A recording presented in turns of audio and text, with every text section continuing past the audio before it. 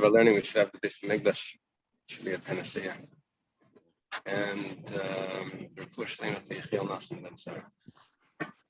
so we should dedicate to Moshe Bakar's father, passed away. Remember the name? Tzvi ben Dvarachana. They switch it, right? They switch it to father's name. Isn't that correct? It's supposed to be. Okay, so we start around Chavtes. Chavtes Amud Bey is at the new Mishnah, at the new parak. Lulav Agazel, a stolen lulav. Yeah, don't ask me why he stole a lulav. He stole a lulav. He wanted a lulav. He stole it from another guy. Vayavish, or if it's dried out. Dried out would mean that it's like there's different shiurim that we'll see later, but it turns white and it starts to like powder, like it crumbles.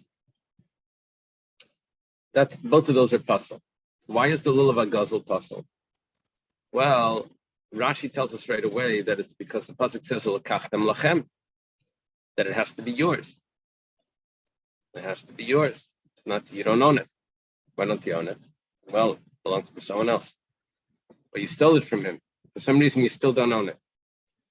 And what else is going on? There's what about a barrel lulav? You don't own that either. Yeah, we'll see in the Gemara that's odd that the Mishnah left that out, if that's the issue. What's the problem with the dry lulav?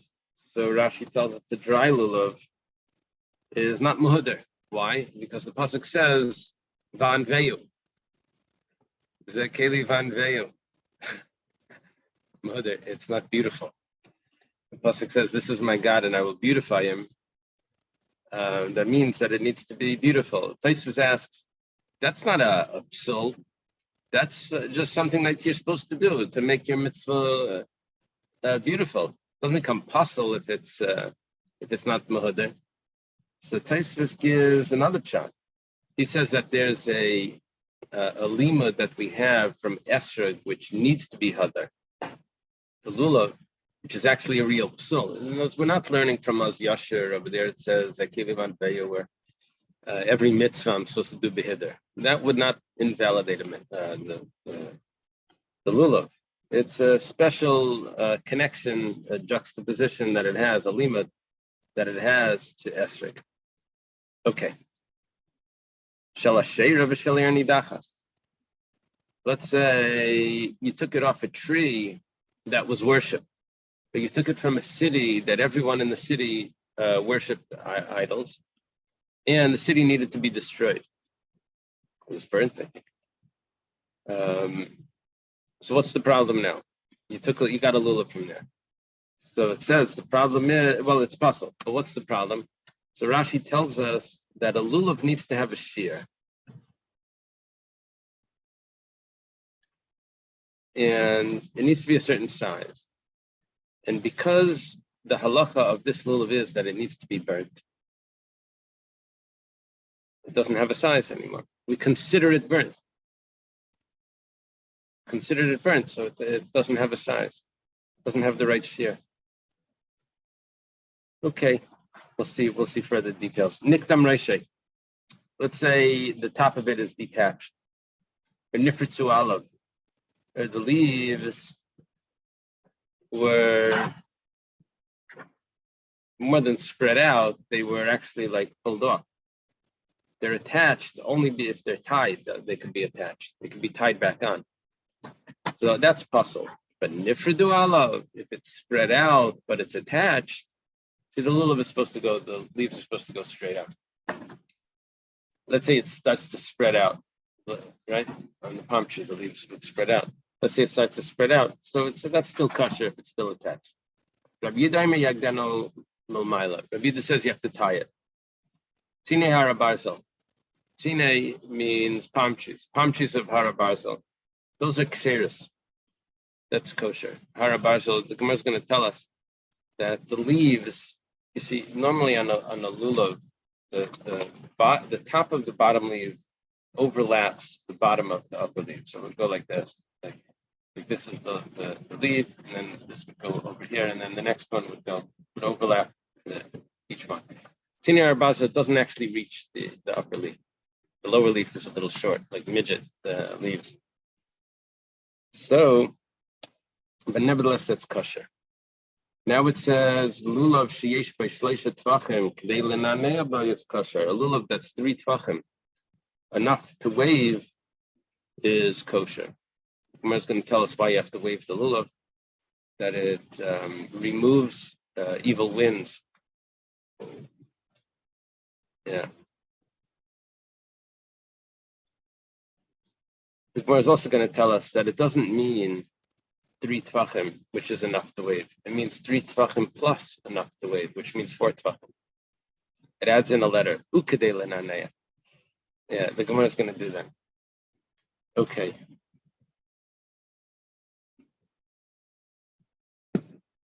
Right away, the Gemara says kapasik betani. The Gemara was decisive. It says Leishna b'yam tov rishon v'leishna b'yam tov sheni. When we started the Mishnah, the Mishnah was decisive. It says lulav hagazel v'yavish is pasul. If it's stolen or if it's dried, it's pasul. When is it pasul? Well, I shake the lulav for 7 days, but the truth is, according to the Torah, I only have to shake it 1 day. It says "Lakachtem lachem b'yom rishon." You take it on the first day, and that's it. In the Beis Hamikdash, there was a mitzvah to celebrate in front of Hashem. Usmachtem l'fnei Hashem alekechem shivas yamim. In the Beis Hamikdash, I had the lulav for 7 days, but everywhere else there was no such thing. Just 1 day. Came along Rabbi Yochanan Zakkai, and he instituted Seichel Hamikdash, that you celebrate with the lulav for rabbinic law. We shake the lulav 7 days as well. The first day is biblical, and the other 6 days are ignoring the Tzveika D'Yayma of Chutz La'aretz, whatever. The first day is biblical, maybe the first 2 days if you want to get into that, and then the next 6 days is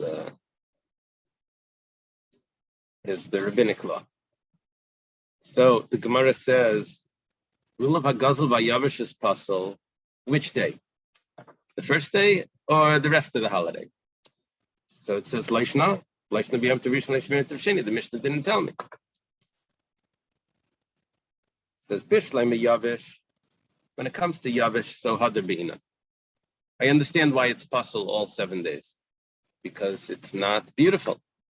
And we learned beautiful either from Van Veyu according to Rashi, or we learned it from Esrig, pre-Eitz Hadar, and according to Tosfos. And we know that the lulav needs to be beautiful, and it's not beautiful. Baleka, you don't have it. Ela gazel, but when it comes to stolen, Bishlam Yom Tov Rishon, when it comes to the first day of Sukkot, the Ksiv Lachem Mishal Lachem, it says Lakachtem Lachem B'Yom Rishon. It has to be yours. Ela B'Yom Tov Sheni on my life. But what about the second days? What about not the second? What about the rest of the holiday? Why does it need to be yours? Yeah. Tosfos asks the question that it's in everyone's mind. So what's the difference? If the first day is biblical, so I have both halachas. It needs to be yours and it needs to be fresh. Can't be dry, can't be stolen. Then I have the other days that are rabbinic. And you tell me that, one of them, that we understand. It can't be dry. But stolen, that's not a problem. Why? Because the pasuk says that it needs to be yours, and that's only on the first day. The other days it could be stolen. So, but the problem is, the pasuk didn't tell me that I have to take it the other days anyway. So why are you telling me that it Mishlema Hadar, when it comes to Hadar, there's no Hadar either? So why Hadar, yes, and why stolen should not be applicable? That's Tosfos asked the question. It's the bottom of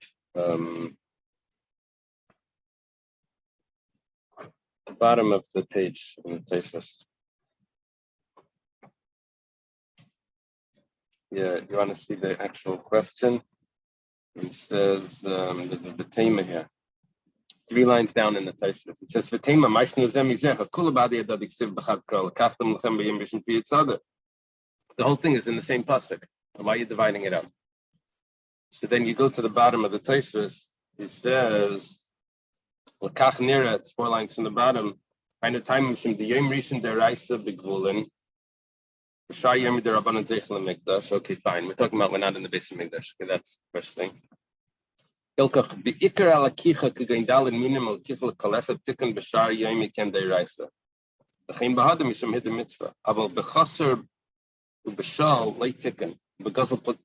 Okay, it says like this. There's 2 parts to the mitzvah.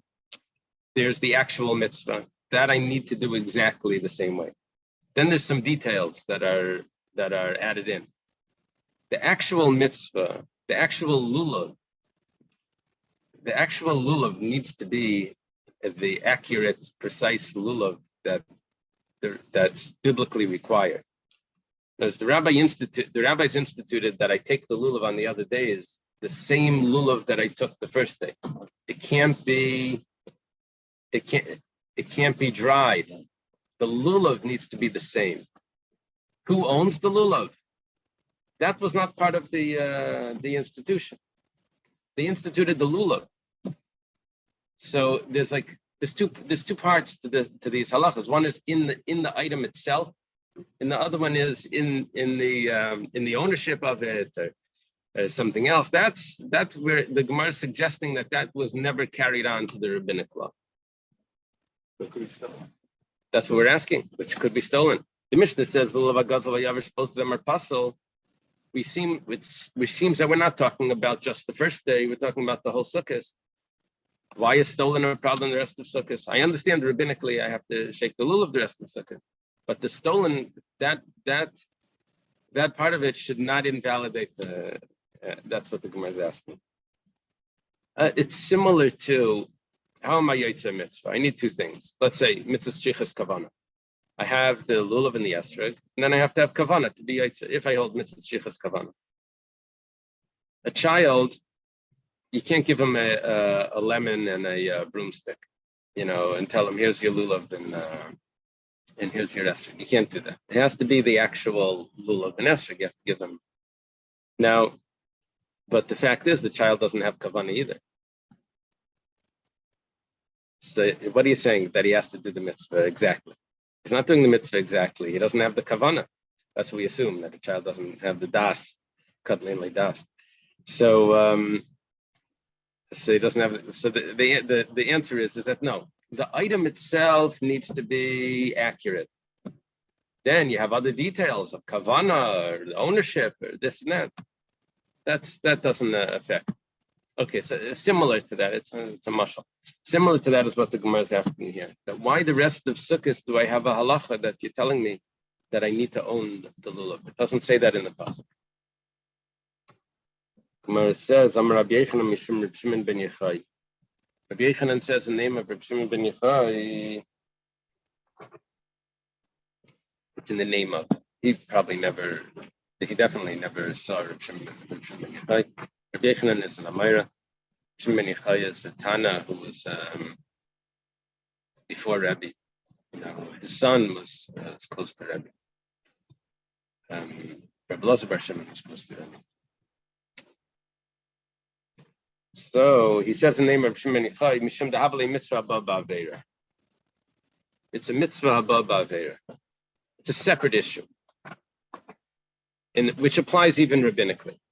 Mitzvah haba ba'aveira means that how did you get this item? You got it with a sin, so therefore it's not a good mitzvah.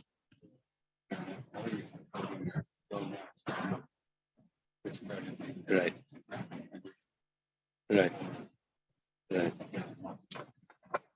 So it's a mitzvah ba'aveira. Good morning. Shenema, as it says in the pasuk, "V'aveshim gazel v'sepiseach v'sachayla." It says that you'll bring you brought the stolen, the one that limps, and the sick one as sacrifices. The prophet is complaining that the people were bringing these animals as sacrifices. Gazal dumya d'piseya. Now look at the items that he itemizes. He says that stolen, similar to limping. Ma piseach lesle takanta, just like when it's limping, never gets healed if it's limping. It means one limb is longer than the other. That's probably how did they call that in Yiddish? Inkadika, something. So af gazal lesle takanta. We're talking about stolen. Also has no. There's no solution. There's no way of resolving that. It doesn't matter if the owner gave up hope of ever getting it back, or he didn't give up hope. He did give up. He didn't give up hope. He did give up hope. It's never acceptable as a sacrifice. What we're learning now is that the truth is that the lulav would have been fine on the second days, mitzad mitzvahs lulav. But because even though it was stolen, but the problem is that it's a mitzvah ba'avera. So there's a mitzvah ba'avera that applies to rabbinic laws as well.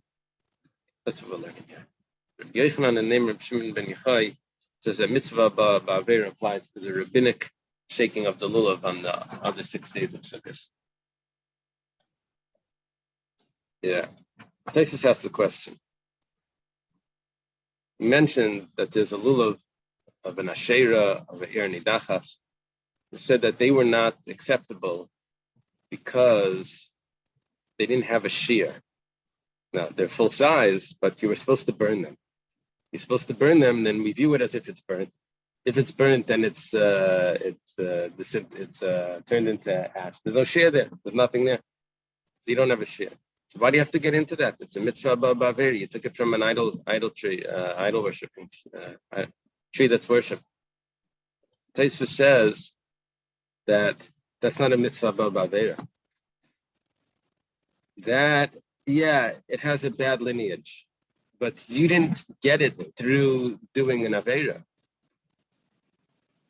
Someone else did an avera, and you just took the lulav. It's not a mitzvah haba ba'avera. Over here, you stole it. The only way you have it is because you stole it. Maybe someone else stole it. But that maybe could change it if someone else stole it. But if it was you the mitzvah haba ba'avera, you got it through an avera. That's the problem.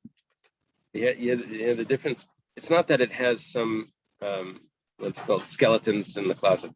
Not that it has some bad history that someone worshipped this tree before, or it comes from a city that was supposed to be destroyed. That's not a mitzvah ba'avera. That's possible for other reasons. Mitzvah ba'avera is when you actually did an avera to get the lulav. So here, what was the avera that was done? It was stolen. But there's a positive and a negative mitzvah, right? One, there's a positive mitzvah to burn that lulav. You're violating that one, but it's... Oh, you're neglecting the burning of it. Yeah, but it's not the same, right? Not.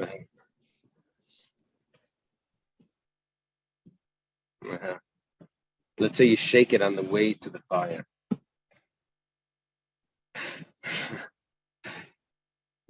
So if you steal money to buy a lulav, or if you steal a lulav directly. Yeah, the professor's asking, is there a difference between stealing money to buy a lulav or stealing a lulav directly? Yeah, we're going to see there's a difference. Wait for the bottom of the page to see. There's a difference. What is what you see? No, there's one more detail there. We're going to see about Barod. We're going to see about Barod soon. Okay. So the Gemara says, Bishlam lefnei yesh. We were talking about sacrifices. We said sacrifices that are stolen are not eligible to be brought, just like an animal that's lame. So if the sacrifice was stolen, lefnei yesh, before the owner gave up hope of saying, what does giving up hope means? He says, oh yeah, I lost my animal, I'm going to have to go buy a new one. That means he gave up hope. Not giving up hope is, oh yeah, I lost my animal, let's go find it. That's not giving up hope. So if it's before he gave up hope, then he says, Adam ki yaakov mikem Adam rachmanav alav tidehu. So who has the animal? The robber has the animal. And the owner didn't give up hope. So it's still the owner's. He's chasing after the robber to get it back, right? And so it says, Adam ki yaakov mikem. The person has to give the sacrifice from his own. It's not his own. But if the owner gave up hope, he said, the guy took my animal. I'm going to have to get another animal. So that means he gave up hope. Sort of like Hefker, similar to Hefker. It's like he's, whatever, it's gone. So who owns it now? The robber owns it now, sort of. Right? Because no one gave up hope. Now, there's some details there. But nevertheless, we said that it's not valid as a sacrifice.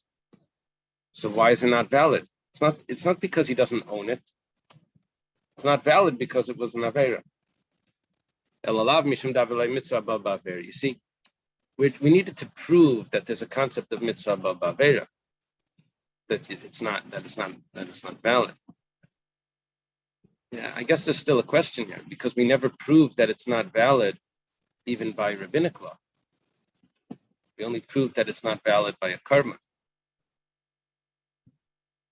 Yeah, there's a detail missing.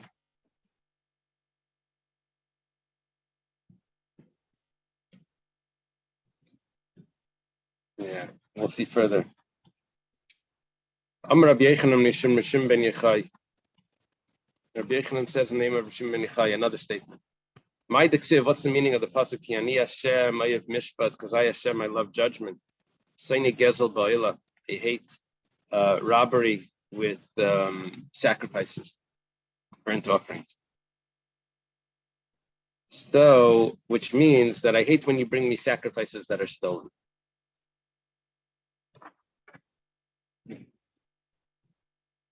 What happens with an ayla is that it's entirely burnt. No one ends up with anything from it. Well, the skin, yeah. But all the meat is burnt. All the meat there's no one that eats from this sacrifice. It all goes on the altar. Now, who owns the sacrifice? Well, Hashem owns the whole world. So what happened was Hashem owns everything. So someone took something from someone else and gives it to Hashem. So you'd say, well, it doesn't matter because Hashem owns the whole world anyway. So Hashem says, no, I hate that. As we'll see, Mashal Melech Basar V'Dam, similar to a king, flesh and blood, a human king. He's passing by the tax collector, tax house, maybe a toll booth or something. Amr Lavadav tells to servants, give the tax, pay the toll. Amrullah, the servant said to the king, everything belongs to you. Why are we paying it? But you put it from money from one pocket to another, and say like, oh, you paid something. I want everyone to see that I paid the tax. Everyone else will pay the tax.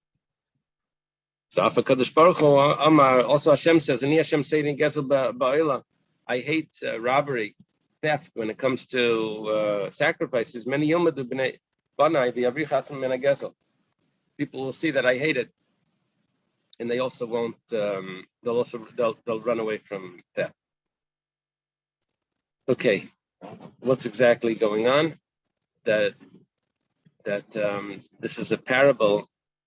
Even though Hashem owns everything, but he doesn't want anything stolen. Just like he gets all the tax, but he wants to show everyone that he pays it. So too, he owns everything, and he wants to show everyone not to steal. Yeah, somehow that matches. Person going through it like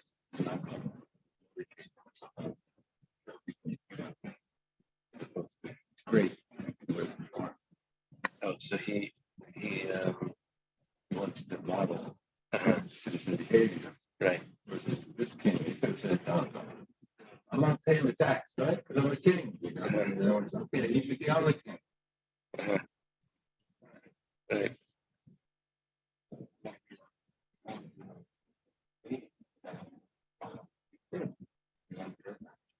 Can steal, don't steal, right? My father told me in Rhode Island it was the governor had a lot of speeding tickets. You would get pulled over all the time. Can you imagine what the police felt? They pulled the guy over. Yeah. Anyway, I know the Baba Sali was very strict not to accept when from people that stolen money for tzedakah or things that were really. on Shabbos. Like he could tell. So the Baba Sali was very careful not to accept gifts from people that they had the money wasn't kosher, stolen or Shabbos. I don't know. This is my little return. It's Manami. Yeah.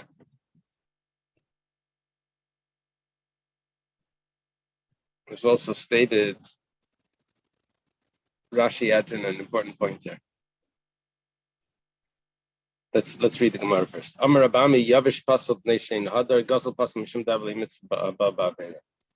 We have actually a statement that Rabami says that Yavish is Pasal because dried lulav is Pasal because it's not beautiful, and a stolen lulav is Pasal because it's a mitzvah Baba.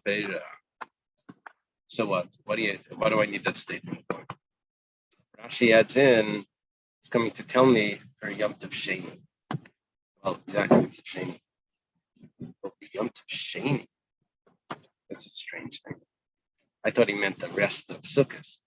That's a very interesting Rashi. Does Rashi mean the rest of Sukkot, or does he mean Yom Tov Sheni?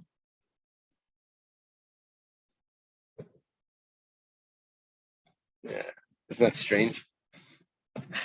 Yeah, when I read it first, I said, "Oh, it means the rest of Yom Tov," but now I'm looking at it. It's not what he says. You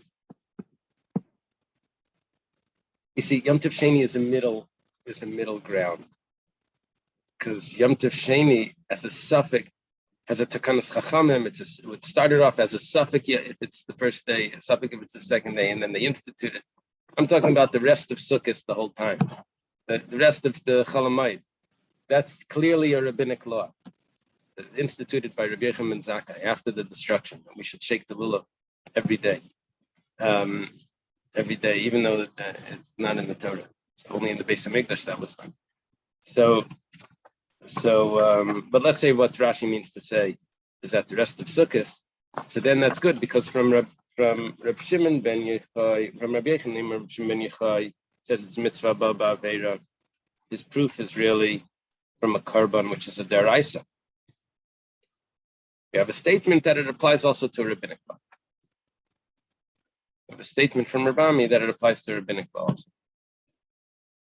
Okay, now all of this was one pshat in the Mishnah. When I go back to the Mishnah and I read the Mishnah, it says lulav agasal vayavish is pasal. When is it pasal? The whole sukkah. The Rabbi Yitzchak, that this argues on Rabbi Yitzchak. Rabbi Yitzchak bar Nachmani Amar Shmuel.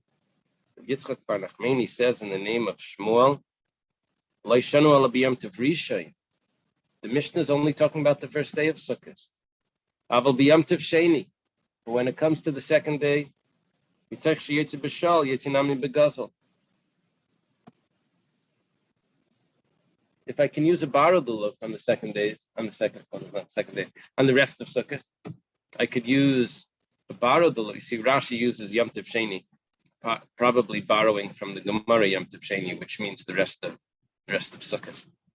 But if I can use a borrowed lulav the rest of Sukkot, even though I don't own it, it belongs to the other fellow, so I could also use a stolen lulav. Why? Shmuel holds that mitzvah baba avera doesn't apply to rabbinic law. It applies to biblical law. We have verses, that seem to prove that. But when it comes to rabbinic law, which is the lulav for the rest of Sukkot, if it was stolen, it's not a problem. And if you don't own it, it's not a problem. Just like you can use a borrowed one. It's not so unethical. Yeah. I mean, it's a technical loophole. No. No one's saying that you're allowed to steal. That's what it sounds like. No one's saying you're allowed to steal. What they're saying is, let's say you steal money and you put it in the parking meter. Does it work? It works. You just have a bill, for the parking meter is not going to bill you. You're going to end up in court for the whatever, for the robbery. So here we're saying the same thing. The lulav the Lubavitcher that's going to catch you on the street, that's going to say, "Did you shake lulav today?" It's not going to give you a hard time. It's going to say, you're going to say, "Yeah." I say, "Okay, I shook the lulav." The Besdin that's going to catch you, whatever, for stealing, they're going to give you a hard time. That's what we're saying. No one's saying you're allowed to steal. You're saying, were you yaitz of the mitzvah of lulav with the lulav that was stolen? We're saying, yeah, you were yaitz of that.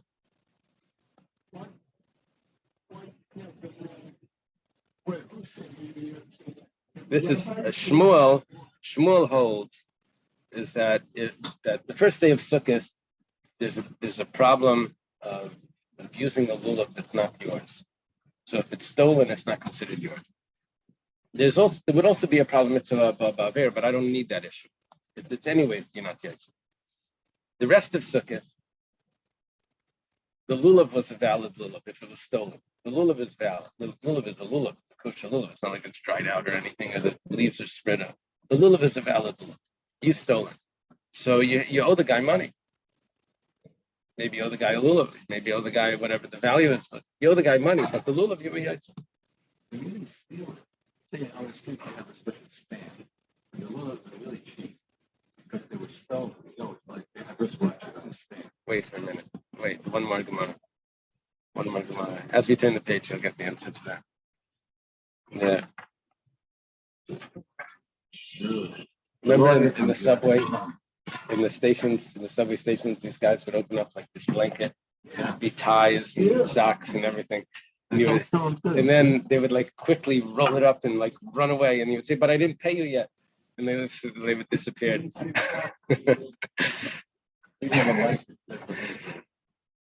Okay. You think so? So, Masav Rav Nachman Bar Yitzchak. Rav Nachman Bar Yitzchak has a question on Shmuel. It says, "Lulav hagazel vayavish pasel." Quotes the Mishnah. You're telling me that it's all the first day. The second days you wouldn't have a problem with lulav hagazel. You'd have a problem with yavish, but not lulav hagazel. So it's all the first day. So he quotes the Mishnah. Lulav hagazel vayavish pasel. Hashal. But let's say it was borrowed. They missed one item, one characteristic. Sounds like kosher. That would be no problem. Amos, so when are we talking about? And if you say it's the first day, the first day you can't borrow a lulav. First day you have to own a lulav.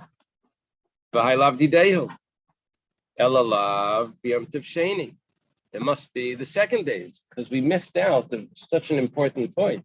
You didn't talk about a borrowed lulav. Why not? It must be because on the second part of Sukkot, a borrowed lulav is kosher. That's why you didn't mention it amongst the psulim, because you're talking about the second part of Sukkot. So uktani gazel pasel. But what did you say was that if it's stolen, it's pasel. It's mashma that the Mishnah is talking about the whole Sukkot, not the first day specifically. Because if it was the first day, it should have told me the more significant halacha of borrowed is pasel. Yeah. So Amar Rava, Rav Ashi. You know what? We're talking about the first day. You asked me a question that you skipped something that's even more significant than stolen. The borrowed lulav, that's not more significant. It goes like this. Not only we know that a borrowed lulav is pasel. Who owns the lulav? The other guy, it's not yours. Avol Gazel, but if it's stolen, but when you stole it, we think that maybe it's considered yours. You just have a bill. It's yours, but you have to pay for it. So we could have thought that maybe you should be yaitza. So kamashmalan that you're not yaitza on the first day. It's not considered yours. That's the chiddush. I could have thought that maybe it is yours. Kamashmalan that it's not yours. Now, if it's borrowed, I know it's not yours. The Mishnah didn't have to tell me you borrowed as puzzle. You don't own it. Guzzle, maybe you did own it. If you stole it. Maybe you own it. You just have to pay for it. So did he own it? Kamash Malan that he doesn't own. Kamash Malan that he doesn't own it. So if a man walks and shows he left his room there Right. earlier before that, Right. during that film, all right? In the meantime, someone comes in and steals it because he wants to do the violation, all right? It wasn't yaitza. Because he was wait, Okay. right now the original owner comes in and says, hey, sure, that's mine, you stole it. So he takes back his little guns. So I was saying, maybe the question was, I mean, is he saying in the rule of Gatto because he really is original owner, and never. So I took the rule of Gatto, like the original owner, and that's what you're watching.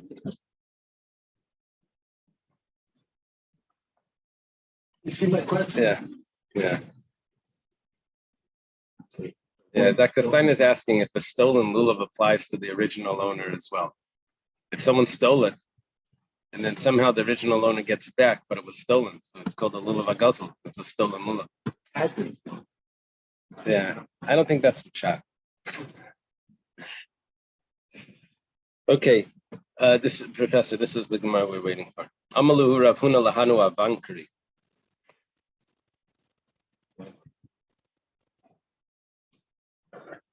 Avankari are, it says it's a Persian word. The Aruch says that they do some sort of work for the Nasi.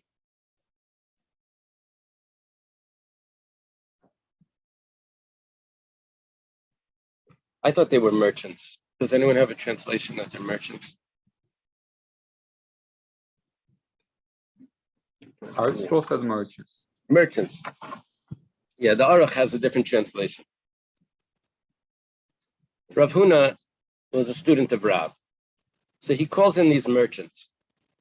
These are like Eli Rafaela. Calls them in. He says, Kizav nisu asa me'akum. When you buy hadassim from a non-Jewish person, hadassim, the myrtle branches, you shouldn't cut it yourself. Elalagzu inu, let them cut it. And they should give it to you. So don't help out in collecting these hadassim. Let them do all the work, and you just take it from them. Why? My timer. What's the reason? A regular idolater steals the property.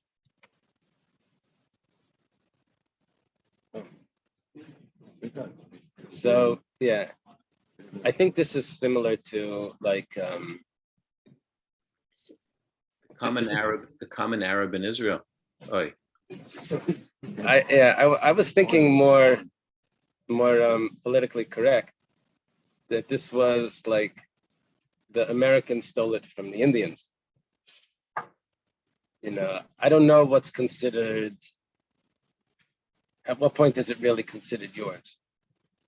When you take something like that, you overtake some land, and it's okay. It's now ours. You know what an example for this is? Rav Naftali, you don't like that example. What about after the war? People went back to Europe. They tried to get their houses back, and there was people living in there. No, I was shaking my head because these halachas, I don't think they apply to land. You can't steal karka. Oh, we're going to see. One second. That's good. Yeah, we'll see that. 1 second. So you can't steal karka. What does it mean you can't steal karka? When it means what you can't steal karka means that you never get ownership of it when you steal it. It's always in the hands of the original owner. Now you happen to be a squatter. That's what it's called. The guy that lives in you happen to be living on it and not paying rent, but it doesn't mean that you have any ownership of it. It's always the original owner. So it says that Rav Huna tells these people like this: that you have a non-Jewish guy, he's cutting hadassim from his tree. He's an idolater. He's selling them to you. Don't go out there and help him cut it. Let him do all the cutting. Why? Because really that land probably belonged to a Jew beforehand. And it goes like this. The karka ain't an exelis. The land is not stolen. Land is not stolen means that the non-Jew never took ownership of the land. The idolater doesn't own that land. Who owns the land? The Jewish person. Hilkach. Ligzazu inu. Let the non-Jew, the idolater, cut it. You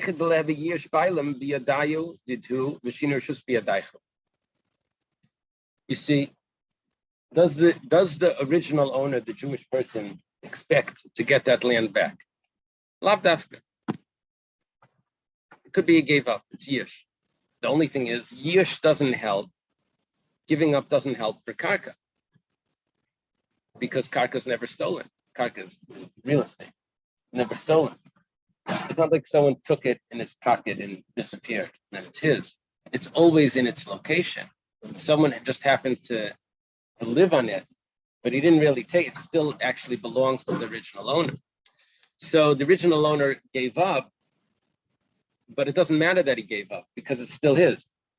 So at what point does his giving up matter? At the time when the hadassim are snipped. At that point, those hadassim he's giving up on. So where is the yish taking place? In the hands of the idolater that just cut it. And then the idolater then sells it to you.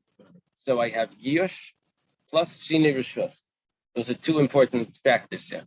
When an item is stolen, in order for it to be actually owned, the original owner has to give up. Let me go back 1 second.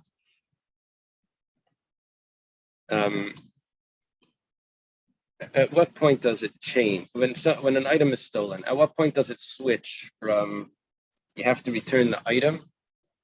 There's a halach, you have to return the stolen item. And at a certain point, you don't return the item, you have to pay for the item. When does that switch? You pay for what you stole. Basically, when does the item become yours, the robber's, and he has a bill? Let's say there's a change of value. You steal someone stole an item, and then the value of it changes, and you say, okay, you know what, I'm going to give it back. You can have it back, the very item back. Let's say someone stole the iPhone 1. I know what it's worth. Then it was $600. Now it's worth $10. So you say, okay, here, I have it back. It's not a problem. Take it back. Or do we say that, no, you have to pay for its value? So when does that switch? So there's two factors. If it's the original item, then you have to give it back. Once it switches from being is it like giving back the lulav after Sukkot? That's a very interesting point. Someone steals a lulav before Sukkot, and he wants to give it back. Actually, the halacha is that he cannot give it back. He owes the original value, which is different than someone that steals chametz before Pesach and then decides to give it back after Pesach. Both of them are basically worthless. But the chametz after Pesach, he can give back. And the lulav after Pesach, the esrog, after Sukkot, he can't give it back. He has to pay the $500 that the esrog cost. And the difference has to do with the market value. That package of cookies has the same value. It happens to be this also to eat. It doesn't have a value to him, but it has the market value is there. But the esrog doesn't have the market value. Yeah, I mean that's like it makes sense. Wait, one, that's almost too large to be some cities, but why can't you say no? Why could you just say, no, this is dollar? You know, once, this is the mitzvah, and after this, you can't do that. It's like by Master Shady. You can change it for money, but then, and then buy fruit, but then the second fruit, you can't change again. Right. For money, right? Why do you say the box starts here? Just like For what? For what? What are you referring to? Someone stole an esrog? The box starts here. They're not giving you the reason. Oh, you know why? No one would buy it. Maybe someone would buy it because they want to plant it to grow it. Okay. The problem is that an actual esrog is about the price of a lemon in Italy or whatever, where they sell it in Morocco. I don't know where they sell them on the street. But in our market, the week before Sukkot, it cost $200. Now it's after Sukkot. So you took it from the guy before Sukkot. To say, I'm sorry, I'm going to give it back. We're saying you can't do that because even in our market, it doesn't have the same value. You can't just give it back. Anyway, but the case over here is that in order for the item, what we're distinguishing is we're making a distinction between when the item becomes yours and you pay for it, you pay value back, or when you just give the item back because the item was never yours. It always belonged to him.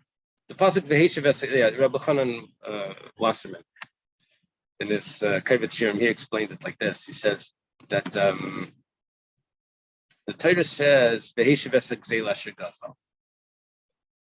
You return the item that you stole. Really, when a robber comes and takes something, he takes it into his hand. So that item should become his. But the Torah says you have to return it. So the Torah is telling me that it doesn't become his because the Torah is making it that it goes back to the original owner. But once it's not asher gazal, once it's not the same item that you stole, then the original taking it was effective and it becomes yours. So here we're saying that there's also part of this is that there's yiyush, the owner has to give up, plus there has to be some sort of change. Now that change could be in the item itself, in the value of the item, in the item, or it could also be a change of ownership. It means it transfer of ownership. So what we're saying is that once the hadassim are cut, then it belongs to the cutter as long as he transfers the ownership. He needs two things: yush and a transfer of ownership. So he transfers ownership now to the avankri, then the avankri, which is the merchants, now it's considered theirs and they can use it. So the Gemara says, safe, 1 second. Gemara gives us a very odd option. It says, let the avankri cut it. Avankri are merchants. When they sell it to the others, the yish will be in their rishus. Once they cut it, while it's attached, there's no yish because karkain and excel. So the yish will be in their rishus, and then they'll give it to the people that buy it from them, and it'll be a change of ownership. Yeah, the reason why that's a very odd suggestion is because the Gemara is suggesting that the avankri should violate the laws of stealing, because cutting it is stealing it. Now, how could the Gemara make a suggestion like that? Anyway, late tzricha, the Gemara says, "Beishana da avankri gufayu." What we're talking about here is that the avankri are not reselling it; they're using it themselves. Some of them they resell, but some they keep for themselves. So there is no shina rishus to someone else. There's no transfer of ownership. Only transfer of ownership is from the idolater that owned the field to him. So not the Jew, original Jew, had lost the field years ago. Okay. This is foraging. Yeah. Like in the night, you sell coconut. Yeah. Yeah. Right. But why doesn't he own it because he makes a change? What change does it? He puts it in the lulav and he ties it up. That makes a change to it. It says kasav lulav ain't tzarich eged. We hold that the lulav doesn't need to be tied. It's kosher even if it's not tied. So there's really no change to it. V'imtim tleimer the lulav tzarich eged. And even if you do hold that a lulav has to be tied, but shina chezel libriyasihu, it's a change that could always be undone. That's not considered a change in the item. We're talking about ownership takes place of a stolen item once it's not the original item. But this is still the original item because you just untie it and it goes back. The Gemara asks, let him take ownership because it changes its name. Originally, it's called a myrtle, and then it's called a heshana. Right? The mikara havlayasa v'hashta. Originally, it's called asa. Asa means a myrtle branch. And then on Sukkot, it's called Aishana. So that itself should be considered a change in the item. We have halachas about animals that they're called one thing, but when they grow up, they're called something else. So that's considered a change. The Gemara says, "Mikaranami la'asa Ishana karile." It's not true. People call a myrtle branch Ishana the whole year. They always call it Ishana. And they're past the Hishanas. Well, it's not really called Hishanas. We call it Hishanas. We call it for Aravis. But yeah, Hadassah we call it. Okay, so there's no Shini Hashem. Let's leave the Gemara over here for today.